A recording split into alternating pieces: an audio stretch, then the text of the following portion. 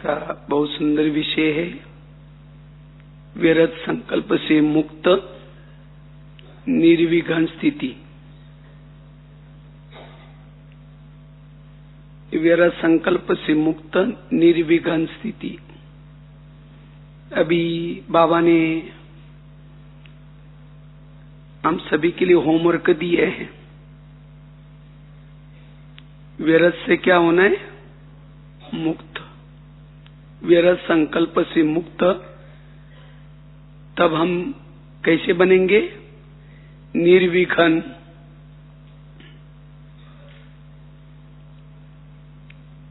क्योंकि व्यर्थ से मुक्त बनने की बहुत आवश्यकता है।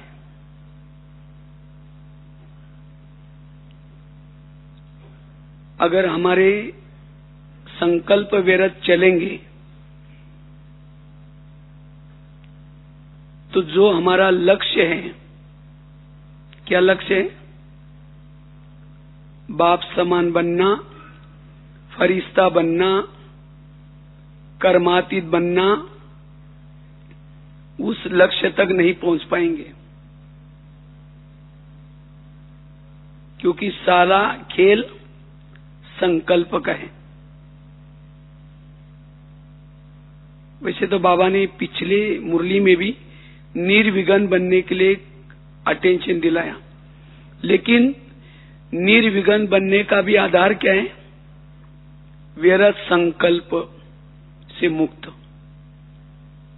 अशरीरी बनने का भी आधार व्यर्थ संकल्प से मुक्त। योग का भी आधार व्यर्थ संकल्प से मुक्त। ये संकल्प हमारे पुरुषार्थ का मूल आधार है।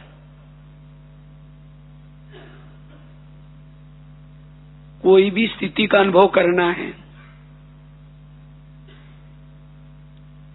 उसका आधार है संकल्प। गीता ना, संकल्प से पूरा कल्प चलता है। इसलिए हमारे संकल्प कैसे हो? सकारात्मक। जीवन में अगर कोई समस्या आती है, विघ्न आता है, कोई संस्कार आता है, इसका मतलब मेरे संकल्प कैसे बने? निगेटिव या व्यर्थ। दोष दूसरे का नहीं। समस्या किसने पैदा की? हमारे संकल्प ने समस्या पैदा की। चाहे कोई विकार की समस्या, चाहे आपस के संस्कार की समस्या, सभी समस्या का कारण संकल्प। इसलिए गीत में एक बहुत अच्छी लाइन थी, संकल्प से अपने दृष्टि को बदलो। अगर मेरे संकल्प सवेरे सवेरे समर्थ हैं, पॉजिटिव है, मेरी स्थिति अशरीरी बन जाएगी, तो सारा दिन मुझे कोई समस्या नजर नहीं आएगी। अगर मुझे कोई समस्या नजर आती है, इसका कारण मेरे संकल्प समर्थ नहीं है। इसलिए अपने संकल्प को समर्थ बनाना है। इसलिए विघ्नों का कारण व्यर्थ संकल्प। जितने संकल्प हमारे समर्थ चलेंगे, वायुमंडल भी कैसा बनेगा? पॉजिटिव, समर्थ बनेगा। जहां भी हम हैं, वहां का वायुमंडल परिवर्तन करने की जिम्मेवारी हमारी अपनी है। समर्थ संकल्प से ही मनसा सेवा कर सकेंगे। जिसके संकल्प कमजोर हैं, मनसा सेवा नहीं कर पाएगा। जिसके संकल्प व्यर्थ हैं, वो सदा मुस्कुरा नहीं सकता। उसकी मुस्कान गायब हो जाएगी। पता चलता है इसके मन में कुछ व्यर्थ चल रहे हैं। चेहरा खुश नहीं होगा। और जिसका चेहरा खुश नहीं, औरों की सेवा कैसे करेगा? जिसके संकल्प व्यर्थ है, वाणी में भी बल नहीं आएगा।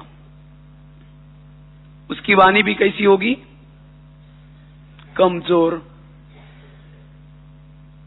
दृष्टि भी कमजोर, उसकी वृत्ति भी कमजोर बनेगी।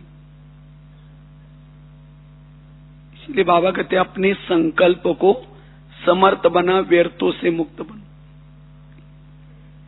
जैसे कोई भी बीमारियां पैदा होती है दुनिया में, शरीर की बीमारी, क्यों? भोजन में कोई ना कोई प्रॉब्लम। इसी तरह आत्मा की बीमारी का कारण क्या है? संकल्प आत्मा का भोजन है। जितना हमारा संकल्प रूपी भोजन समर्थ है, उतना विकारों के बीमारियों से हम बच सकेंगे। थोड़ा भी अगर निगेटिव भोजन खाया, थोड़ा निगेटिव सोचा, विकार रूपी बीमारी पैदा हो गई। इसलिए हमें अगर अपने संस्कारों को भी बदलना है तो संकल्प कैसे चाहिए? समर्थ। व्यर्थ संकल्प से अंतर्मुक्ता भंग हो जाती है। जो व्यर्थ सोचता है अंतर्मुखी नहीं बन सकता। व्यर्थ सोचने से एकाग्रता भी भंग हो गई, शांति भी भंग हो गई।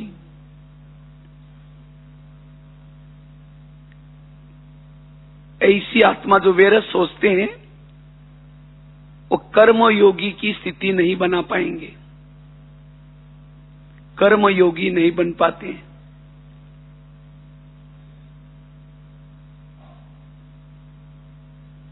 जो व्यर्थ सोचता है ना सोमान में रह सकता, न स्वधर्म में टिक सकता। जो व्यर्थ सोचता है अंदर से, इसलिए अगर सोमान में स्थित रहना है, स्वधर्म में टिकना है, व्यर्थों से मुक्त।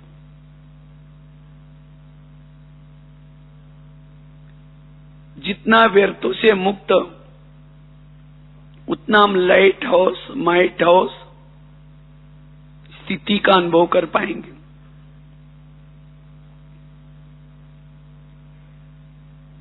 जैसे पानी स्थिर है, कोई भी चीज को देख सकेंगे, चंद्रमा को देख सकेंगे। पानी में एक पत्थर डालेंगे, चंद्रमा को देखेंगे? नहीं दिखाई पड़ेगा।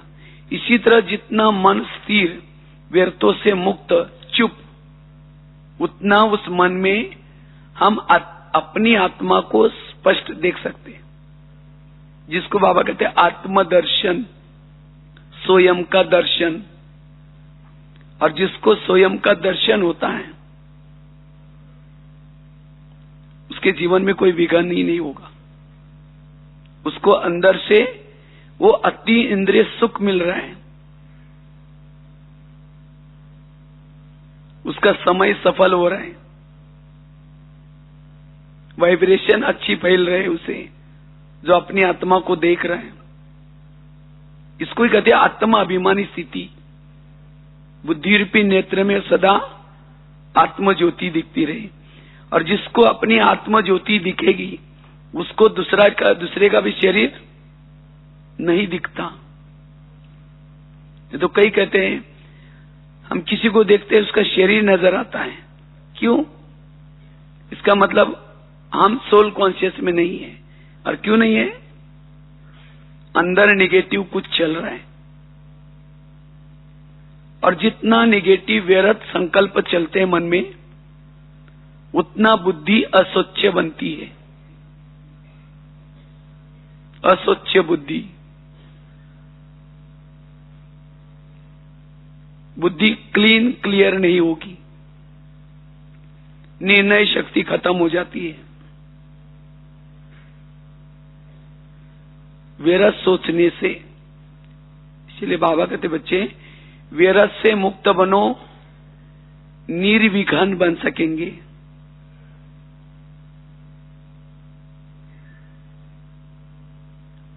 अनुभव के खान बन सकेंगे। जब चाहे जिस स्थिति में टिकना चाहे टिक सकेंगे। इसीलिए बाबा ने कहा मन को स्टॉप करो, स्टॉप हो जाए। इसलिए विरत से मुक्त बनने का पुरुषार्थ करना है।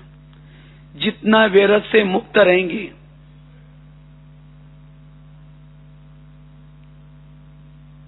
उतना हम अपने एक एक श्वास को सफल बना सकेंगे।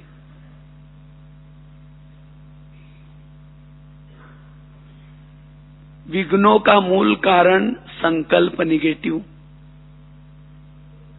निगेटिव संकल्प चलने से भावनाएं भी निगेटिव बनती है।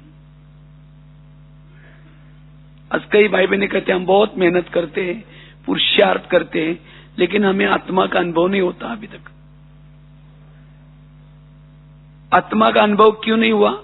व्यर्थ सोचने से आत्मा का अनुभव नहीं होगा। व्यर्थ सोचना अर्थात एक प्रकार की लीकेज है।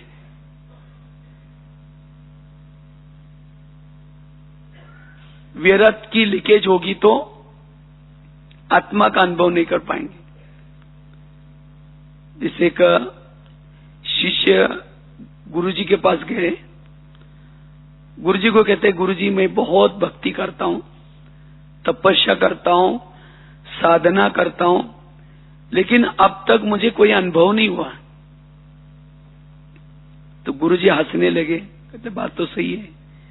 3-4 दिन पहले मेरे पास 5-6 युवा आए थे, बगीचे में बैठे थे शिष्य गुरुजी। जब युवा आए तो उनको बहुत प्यास लगी थी, तो उन्होंने कहा कि ठीक है, जो बाजू में कुआं है वहां जाओ। वहां बाल्टी रखी थी, रस्सा रखा था, कुएं में पानी भी था। तो वो 5-6 युवा गए, उन्होंने बाल्टी को रस्सा बांधा, नीचे छोड़ दिया, हिला करके पानी भरा, लेकिन जब ऊपर खींचा पानी कुछ नहीं मिला। फिर दोबारा बाल्टी डाली, फिर दोबारा खींचा, कुछ नहीं मिला। फिर तीसरी बार, चौथी बार, लास्ट में परेशान होकर चले गए। कुएं में पानी था, बाल्टी थी, रस्सा था, लेकिन प्यासे क्यों रहे? क्योंकि उस बाल्टी को छेद थे। तो इसी तरह अगर हमारे भी मन को छेद है, निगेटिव हम व्यर्थ सोचते हैं,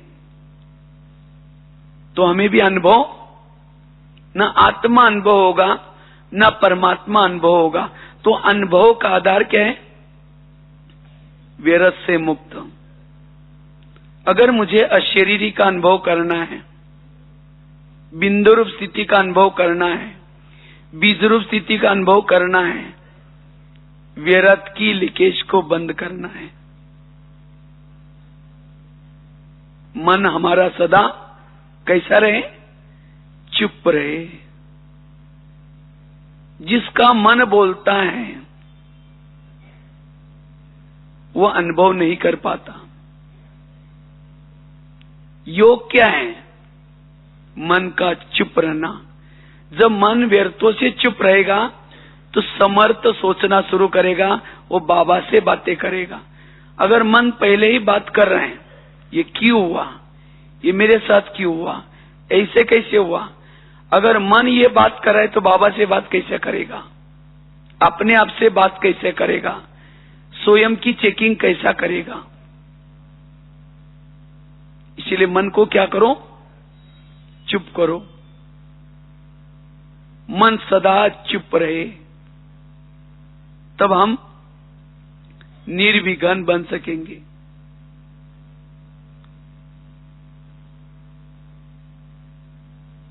तो हम निर्विघ्न बनना है, व्यर्थों से मुक्त बनना है, उसके लिए कुछ बातों का अभ्यास करना है, पुरुषार्थ करना है। तो सबसे पहली बात है, अगर व्यर्थों से मुक्त बनना है, आज हमारे मन में क्यों निगेटिव चलता है, व्यर्थ क्यों चलता है? उसका सबसे पहला कारण है, किसी के प्रति अगर हमारी वृत्ति नेगेटिव है तो हमारे मन में भी नेगेटिव चलेगा। इसीलिए अगर मन को चुप रखना है, इसलिए पहले क्या करना पड़ेगा, वृत्ति को पॉजिटिव बनाना पड़ेगा। अगर किसी के प्रति मेरी वृत्ति नेगेटिव है, उस व्यक्ति को देखते ही संकल्प भी नेगेटिव चलेंगे। और वृत्ति भी बनी कैसी, नेगेटिव सोचने से वृत्ति बन गई। और एक बार अगर वृत्ति नेगेटिव बन गई तो फिर वृत्ति में चली गई बात कोई भी, तो सोच ज्यादा चलते हैं। इसलिए अपने वृत्ति को, जिस व्यक्ति के प्रति हमारे नेगेटिव संकल्प चलते हैं या विघ्न निर्माण होते हैं, उस बात के लिए हमें क्या बनना पड़ेगा अभी, पॉजिटिव। और पॉजिटिव बना करके वृत्ति को बदलना है। अपनी भावना उस बात के बारे में पॉजिटिव बनाना है। और जब तक भावना नहीं बदलेंगे तब तक व्यर्थों से मुक्त नहीं होंगे। तो भावना किसी ने बनाई, मन ने बनाई।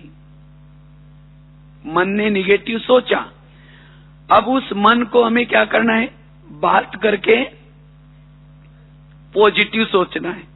हे मन, जिसके लिए तुम निगेटिव सोच रहे हैं, वो तो मेरा आत्मा भाई है। अगर उसने मेरे साथ कुछ किया भी है तो ये मेरे कोई पिछले जन्मों का क्या था, हिसाब किताब था।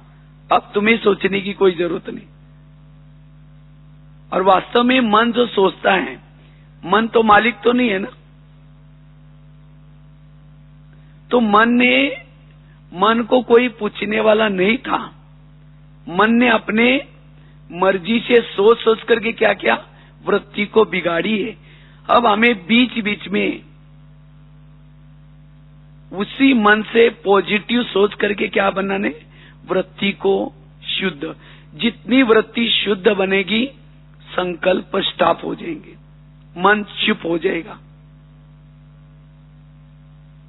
इसलिए जिस व्यक्ति के प्रति वृत्ति नेगेटिव है, जिस बारे में मेरे विघ्न पैदा हो गए, उसके बारे में पॉजिटिव वृत्ति पॉजिटिव बनाने की जरूरत है।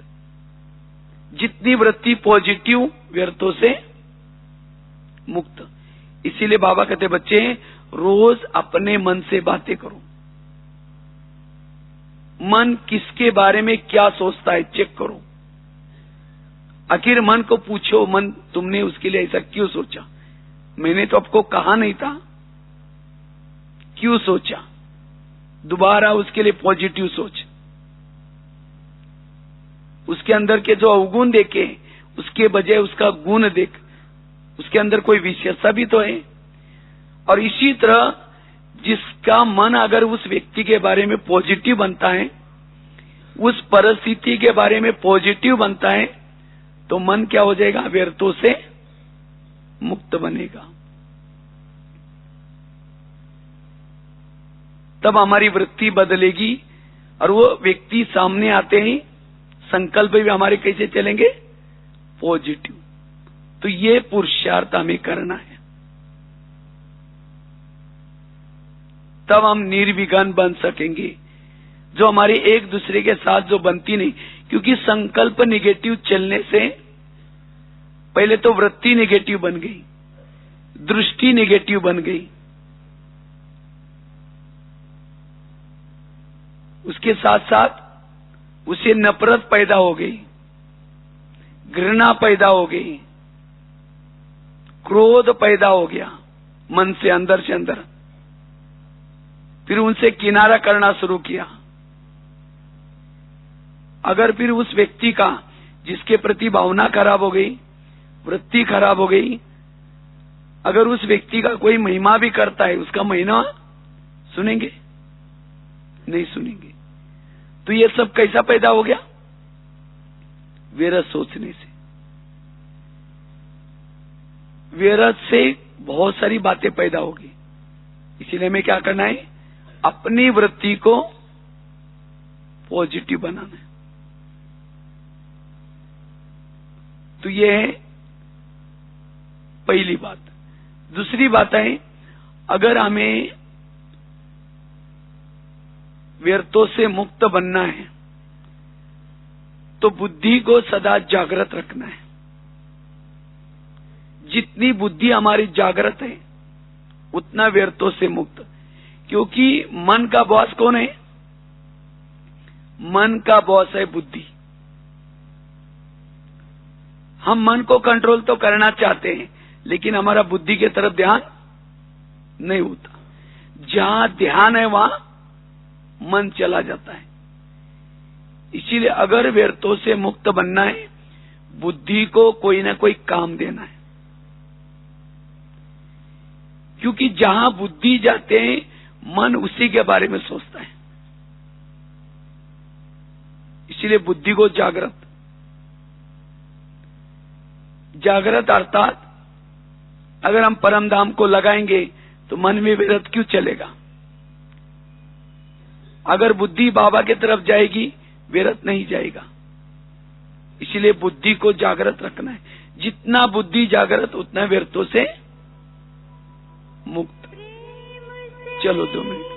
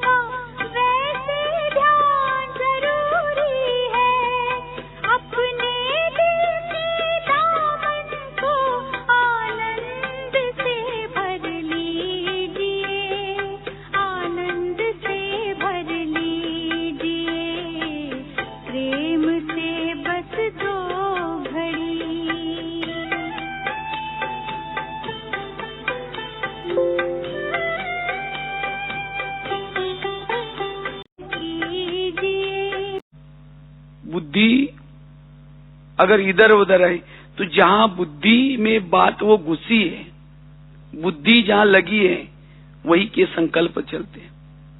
इसलिए हमें बुद्धि से सदा जागृत रखना है। आखिर मेरा ध्यान कहां जाता है? जहां ध्यान है वहां मन जाता है। मन को तो हम शुद्ध संकल्प देना चाहते हैं, लेकिन बुद्धि, जैसे सामने कैमरा है, कैमरा जिस के सामने है वही चित्र टीवी में आता है। इसी तरह बुद्धि कैमरा है, मन टीवी है। तो अगर मेरे संकल्प नेगेटिव चलते हैं, इसका मतलब वहां मेरी बुद्धि अटकी है। इसीलिए बाबा क्यों कहते हैं, बच्चे सारा दिन आपकी बुद्धि कहीं भी न अटके, न लटके, न चटके। अगर बुद्धि कहीं अटक गई, वहां के संकल्प चलना शुरू हो जाएगा। इसीलिए बुद्धि को हमें सदा जागृत रखना है। बुद्धि रूपी नेत्र से देखना है। बाबा को देखो, परमधाम को देखो। जितना बाबा बुद्धि से देखने में लगाएंगे, संकल्प नहीं चलेंगे। जिसको बाबा कहते साक्षी अवस्था बन जाएगी। इसीलिए बुद्धि से सदा जागृत रहना है।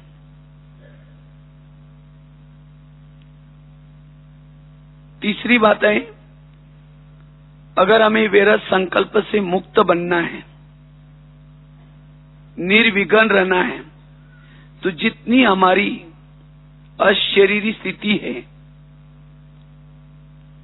आत्माभिमानी स्थिति है, उतना हमारे संकल्प में, मन में एक प्रकार का कंट्रोल आ जाता है।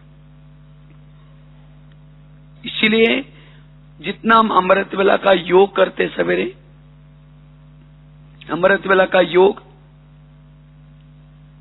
सवेरे मुरली सुनते हैं, क्लास के पहले थोड़ा सा योग करते हैं, अगर ये 3 बातें रोज की दिनचर्या में हम करेंगे, ये 3 बातों से हमारी अशरीरी स्थिति, बिंदु रूप स्थिति, आत्माभिमानी स्थिति, विधेयी स्थिति बनती है।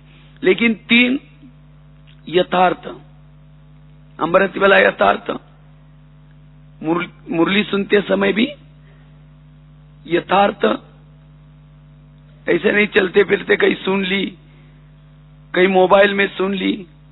आजकल तो ऐसे भाई कई भाई बहने कर लेते हैं, मुरली सुन लिया, आजकल कहते व्हाट्सएप में आ जाता है, हमने पढ़ लेते हैं, नेट में आ जाता है, पढ़ लेते हैं। वो कोई यथार्थ नहीं, वो मजबूरी का नाम महात्मा गांधी, मजबूर लोगों के लिए।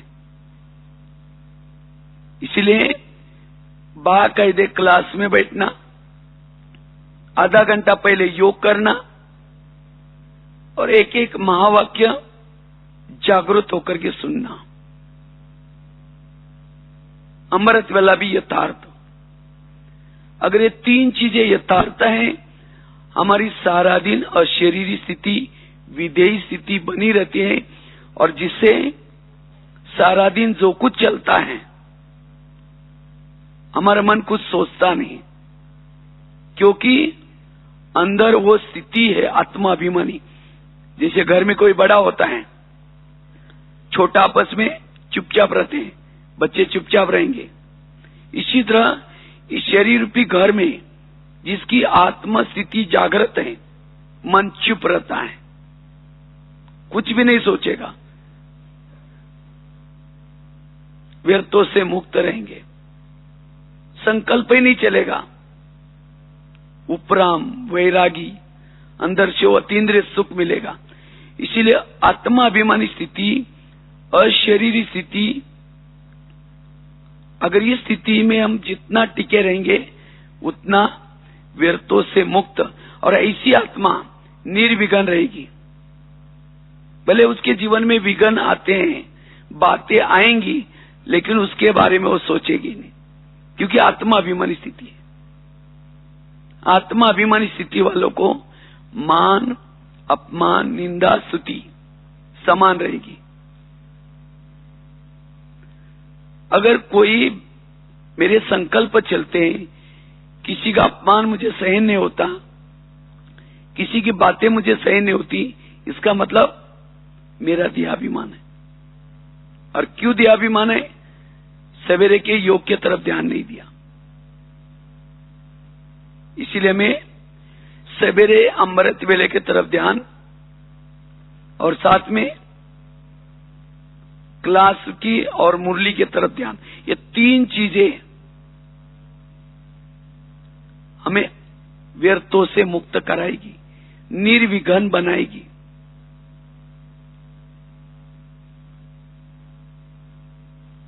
ये 3 चीजों का अभ्यास। कितनी बातें बताई? पहली बात बताई, अपने वृत्ति को बदलना है। और वृत्ति कैसी बदलेगी? मन से बात करने से। जिसके प्रति मन ने वृत्ति निगेटिव बनाई है, उसके लिए मन से बात करो, हे मन, जिसके लिए तुम सोच रहे हो वो तो मेरा आत्मा भाई है, और तुम उसके लिए निगेटिव सोच करके तुम मुझे दूर कर रहे हो, हमारे में झगड़ा लगा रहे हो। इसीलिए मन आगे से कभी भी उस व्यक्ति के बारे में ऐसा नहीं सोचो जिसको बाबा भी कहता है मीठे बच्चे, और तुम कहते हो उसको कोई अक्ल नहीं है। ये तुमको किसने कहा? आगे से तुम्हें नहीं। इसी तरह अपने मन के लिए शक्ति बना दो। अब होता क्या है, हम मन के अधीन होते हैं। जब कोई व्यक्ति के बारे में मन सोचता है, आत्मा चुपचाप होकर के बोल दो कोई बात नहीं, सोचो। और जितना मन सोचता है वो हमारी भावनाओं को बिगाड़ देता है, वृत्ति को बिगाड़ देता है। और एक बार वृत्ति में चला गया, उसके लिए फिर न संस्कार टकराएंगे, विघ्न पैदा होंगे। इसीलिए निर्विघ्न बनना है, वृत्ति बदलना जरूरी है। दूसरी बात कौन सी बताई? बुद्धि को जागृत रखना है, क्योंकि जहां बुद्धि जाते है मन जाता है। अगर मन में कोई संकल्प चल रहे, बुद्धि से बात करो, बुद्धि तुम कहां हो, उस बात के बारे में क्यों मन तुम वहां क्यों देख रहे? क्योंकि बुद्धि तो देख रहे, तब तो जाकर संकल्प चल रहे। इसलिए बुद्धि को जागृत। तीसरी बात, अशरीरी विधेय स्थिति का, आत्माभिमानी स्थिति का अनुभव। चौथी चीज है, वैसे तो गला खराब है थोड़ा, बीच में अभी यूपी में गए थे, वहां अचानक ओले गिरे थे और वहां मौसम थोड़ा बहुत ठंडा मौसम हो गया। और वैसे भी 3-4 दिन में करीबन 16 कॉलेज में लेक्चर था, इसीलिए थोड़ा सा फिर भी ड्रामानुसार ठीक हो जाएगा कल परसों। तो बात बता रहे थे, पहला बता, चौथी बात है योग। बेरस संकल्प क्यों चलते हैं? योग की कमी। जितना हम योग युक्त रहते हैं, ज्वाला स्वरूप स्थिति का अनुभव करते हैं, तो ज्वाला स्वरूप स्थिति में रहने से हमें जो अतीन्द्रिय सुख मिलता है, वो सुख के सामने विघ्न कुछ भी नहीं है। अगर कोई जीवन में विघ्न आता है या मन और बुद्धि में सोच चलते हैं, उसका कारण है योग की कमी, सुख की कमी। जितना हम योग के द्वारा सुख लेंगे बाबा से, उतना हमारा मन चुप रहेगा, व्यर्थों से मुक्त बनेगा। इसीलिए हम अपने दिनचर्या में योग को विशेष महत्व दें। अब योग ही नहीं करेंगे, शाम के नुमा शाम का है, रात को है, जो भी बाबा ने योग के टाइमिंग, हम बिजी रहते हैं, बस दिन में आधा घंटा कुछ किया, पूरा हो गया। अब योग ही नहीं है तो सारा दिन मन निगेटिव सोचता रहता है, व्यर्थ सोचता रहता है। तो जितना हमारा योग अच्छा होगा, ज्वाला स्वरूप होगा, उतना मन हमारा चुप रहेगा, व्यर्थों से मुक्त रहेगा, उतना हम निर्विघ्न रह सकते हैं। अब कई सोचते हैं ये विघ्न पूरा हो जाएगा ना, रोज क्लास करेंगे, रोज अमृतवेला उठेंगे, कभी वो इंतजार नहीं करना। विघ्न है कोई बात नहीं, तो भी योग करना है, सेंटर पर आना है, मुरली सुननी है, बाबा उसे मुक्त कर देगा। विघ्न है इसलिए पुरुषार्थ ढीला नहीं करना है, नहीं तो कई सोचते ये विघ्न पूरा हो जाएगा तब फिर कर लेंगे, और विघ्न बढ़ता जाएगा। विघ्न है तो भी हमें विघ्नों में तो और पुरुषार्थ करना है, और हमें क्या करना है, लगन लगानी है, क्योंकि विघ्नों में हमारा टाइम बहुत वेस्ट हो जाता है।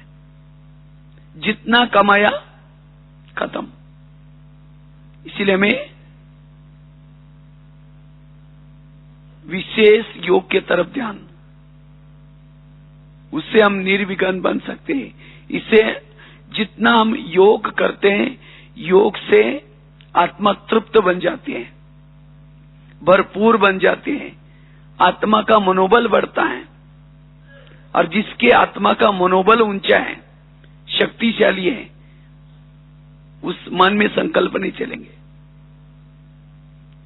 इसलिए व्यर्थों से मुक्त बनने के लिए बीच बीच में योग के ऊपर हमें अटेंशन देना है, रोज की दिनचर्या में। और वो योग भी कैसा? यथार्थ। ऐसे नहीं बैठ गए, मन एक तरफ है, बुद्धि एक तरफ है, 1 घंटा योग करना है, ऐसा योग किया तो सारा दिन संकल्प विकल्प चलते रहे। कई योग में बैठे तो भी सुन रहे हैं। क्या सुन रहे? सारा दिन किसी ने कुछ बोला, वो सुन रहे, बोल भी रहे, देख भी रहे। योग में बैठना अर्थात सुनना बंद, सोचना बंद, बोलना बंद, एकदम चुप, साइलेंस। और तब उस योग से हमारा मनोबल बढ़ता है, मन की शक्ति बढ़ती है। और जब मन की शक्ति बढ़ेगी, व्यर्थों से मुक्त बनेंगे। इसलिए मैं यथार्थ योग, लगन वाला, बाबा ने मुझे कितनी प्राप्ति कराई, बाबा ने मुझे क्या से क्या बनाया, लगन वाला योग करने से ही व्यर्थों से मुक्त।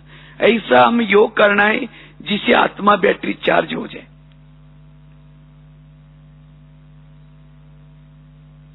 तब सारा दिन हमारा मन चुप रहेगा, व्यर्थ नहीं सोचेगा।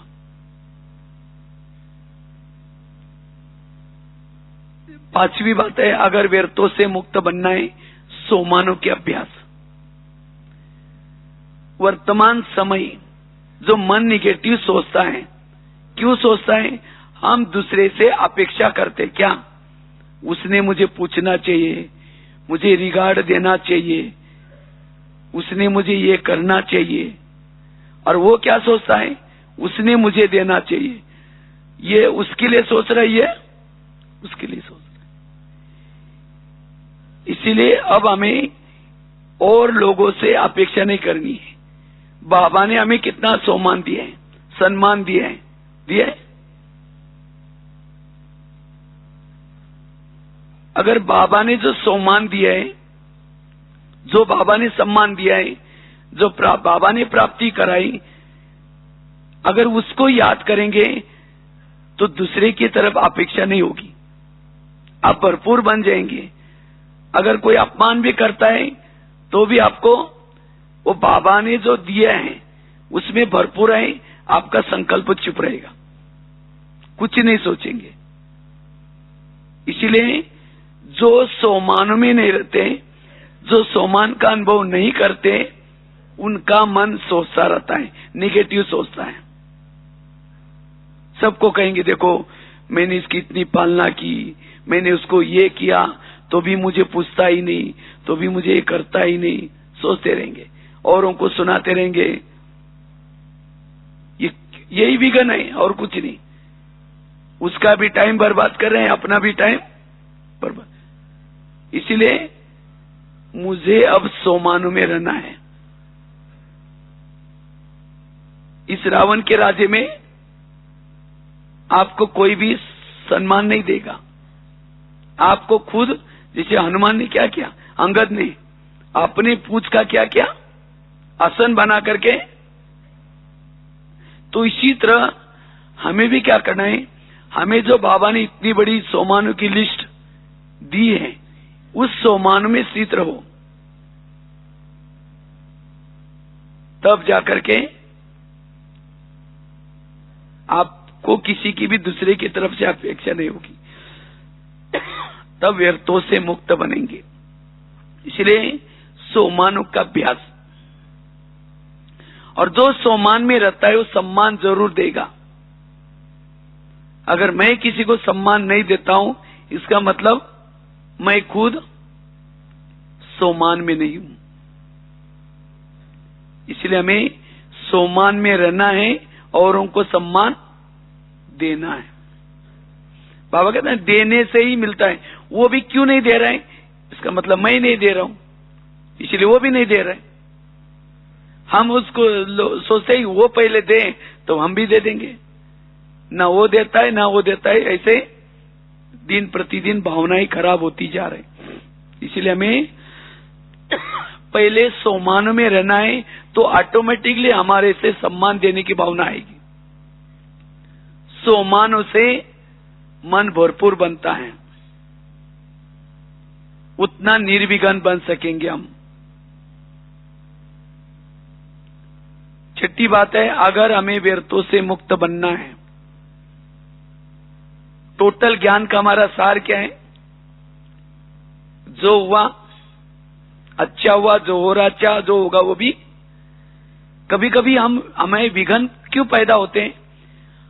हम आगे के लिए सोचते हैं, कहीं ऐसा न हो जाए, कहीं ऐसा न हो जाए, कहीं ये न हो जाए। ये निगेटिव सोचने के कारण क्या होता है? सोच हमारे निगेटिव चलने से विघ्न पैदा होते हैं। इसलिए आज तक मेरे जीवन में जो बीता वो भी अच्छा था, अभी भी जो बीत रहा है वो भी बहुत अच्छा, और आगे होने वाला वो भी। इसीलिए मन को निश्चिंत रख दो, मन को समझाओ कि मन तुम कुछ नहीं सोचो, आज सारा दिन मेरा जो कुछ होने वाला है बहुत अच्छा होने वाला है। अगर कुछ किसी ने गाली भी दी तो भी बाबा ने कहा वाह वाह करो।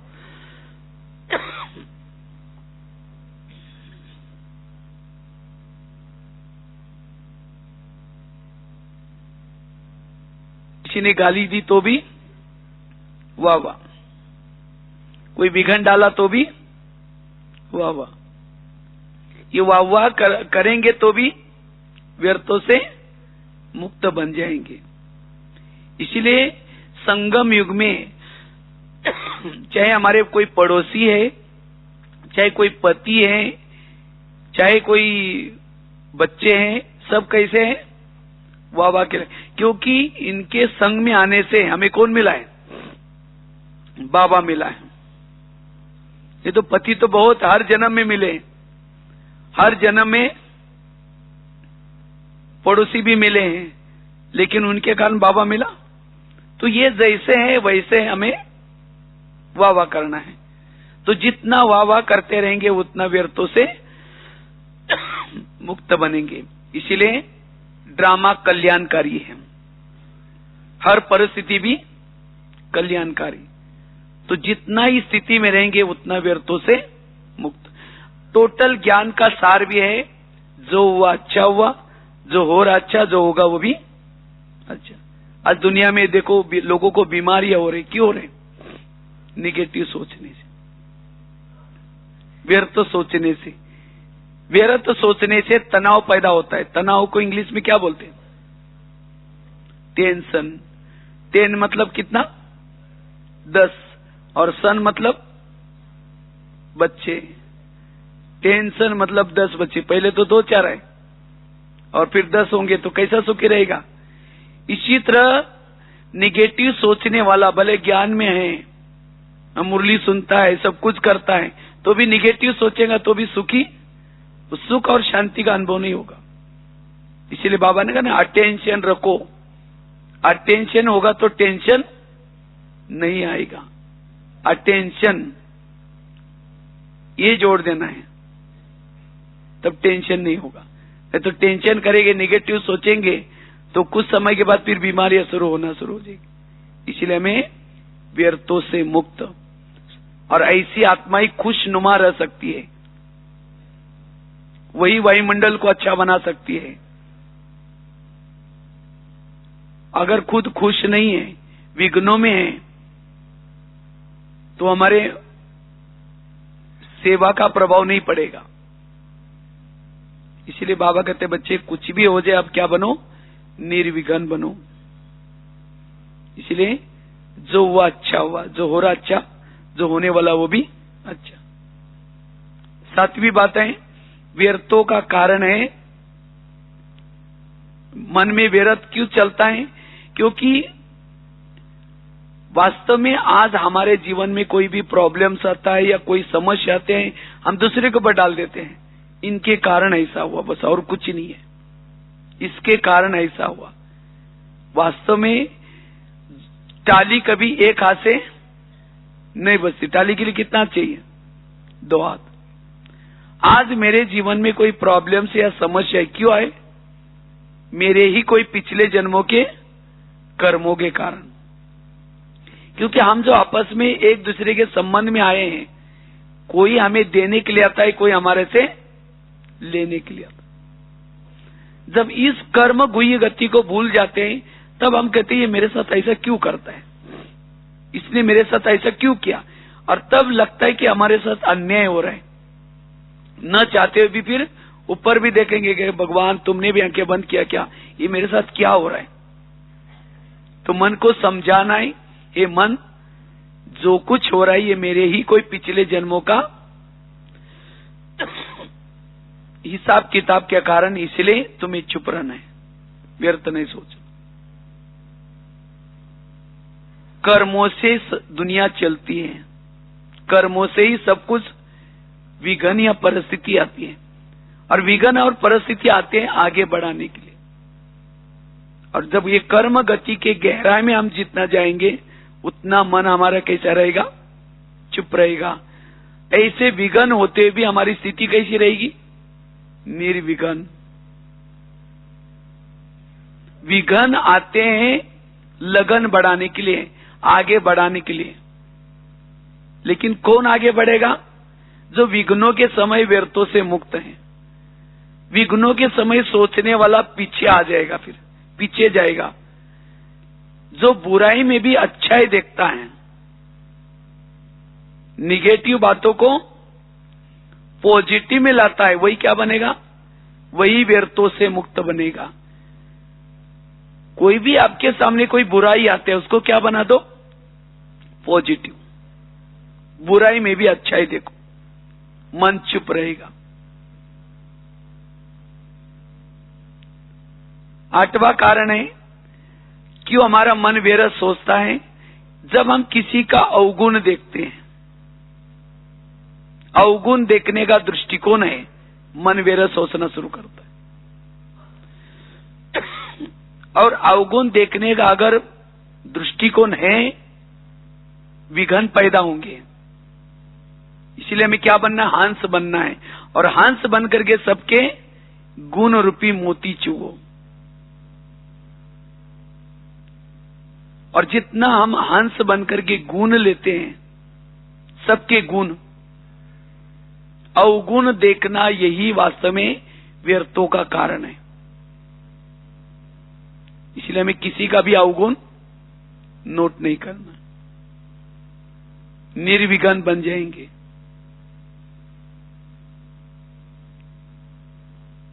अवगुण देखने वाला, जैसे मक्खी होती है ना, मक्खी क्या करती है? बहुत अच्छा जिस्म है, शरीर है, लेकिन वो छोड़ करके कहां बैठती है? जहां जख्म है उसके ऊपर बैठेगी और गंदगी चूसती रहेगी। अवगुण देखने वालों को कहेंगे मक्खी। इतना अच्छा उस व्यक्ति के अंदर कितने अच्छे गुण हैं, वो गुण को छोड़ करके हम क्या देख रहे हैं? अवगुण। और जो अवगुण देखता है वो क्या करता है? ये मक्खियां तो 2 प्रकार की होती है। एक होता है मधुमक्खी, वो क्या करती है? संगठन में रहती है और क्या करते हैं? शहद बनाती है। वो बीमारी से दूर कराती है, उसका शहद कोई खाता है बीमारी से दूर। और एक मक्खी होती है, वो अकेली घूमेगी, अकेली घूमेगी और बीमारी फैलाएगी। जो अवगुण देखता है वो बीमारी फैलाता है, वो विघन पैदा करता है। और गुण देखने वाला निर्विघन बनेगा। इसीलिए बाबा कहते बच्चे गुणग्राही। व्यर्थों का बहुत बड़ा कारण है अवगुण देखना। अवगुण देखने से परचिंतन चलता है। इसलिए हमें एक दूसरे का गुण, जिसके संपर्क में रहते हैं, कभी उनकी आप लिस्ट बना दो, लिस्ट बना करके, जो रोज आपके दिनचर्या में जो लोग खास तो संपर्क में आते, चाहे घर में चाहे ऑफिस में, कभी उनकी लिस्ट बना करके उस व्यक्ति में क्या गुण है, इस व्यक्ति में क्या गुण है, इस व्यक्ति में क्या गुण है, उसको नोट करो। और जब उसकी बुराई देखते उसका गुण सामने लाऊं, तुरंत आपका मन चुप रह जाए। हर एक में कोई विशेषता है, लेकिन हुआ क्या है, अब अवगुण हमें देखते देखते इतनी भावना खराब हो गई, हमारी दृष्टि भी खराब हो गई। अगर कोई अच्छा काम करता है, सेवा भी करता, हमें वो क्या दिखता है, उसका अवगुण ही दिखता रहता है, और उसके लिए बारे में हम सोचते रहते हैं, ये ऐसा करता है, ईर्ष्या घृणा। इसीलिए बाबा कहते बच्चे गुण देखो, व्यर्थों से मुक्त बनेंगे, निर्विघ्न बनेंगे।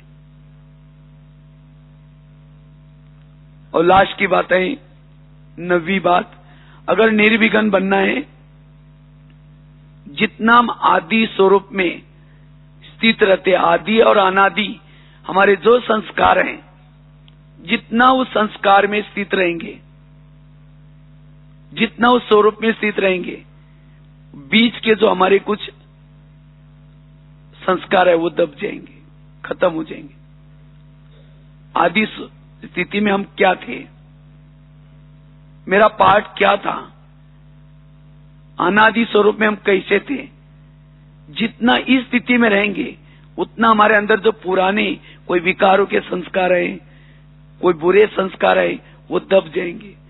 वो संस्कार क्यों आते हैं, क्योंकि हम आदि और अनादि को भूल जाते हैं, तब जाकर के वर्तमान के संस्कार आ जाते हैं, संकल्प आते हैं। हम भक्तों के पूर्वज हैं, जड़े हैं, हमारे कर्तव्य क्या है, तो जितना इस स्वरूप में रहेंगे हमारे पुराने संस्कार संकल्प दब जाएंगे। तो इस तरह से अपने मन को कैसे करना है, निर्विघ्न। और जितना मन को निर्विघ्न बनाएंगे, उसके लिए जैसे 8-9 बातें बताई, तो इस बातों को प्रयोग में ला करके जितना हमारा मन चुप रहेगा, जो हमारा लक्ष्य है, क्या लक्ष्य है, बाप समान बनना, अपकारी पर भी उपकार करना। कोई सामने वाला अपकार कर रहे हैं तो भी हम उसको दुआएं दे रहे, शुभ भावना दे रहे। ये स्थिति कब आएगी, जब हमारे संकल्प विरत खत्म होगी।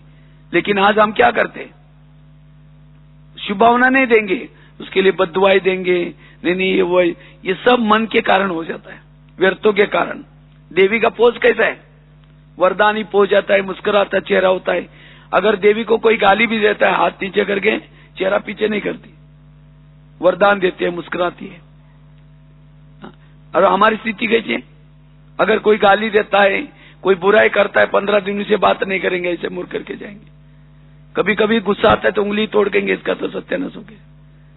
ऐसा कोई पोज है मंदिर में, ऐसा पोज है, ऐसा पोज नहीं है। अपकारी पर भी उपकार, लेकिन वो कब होगा, जब हमारा मन चुप रहेगा।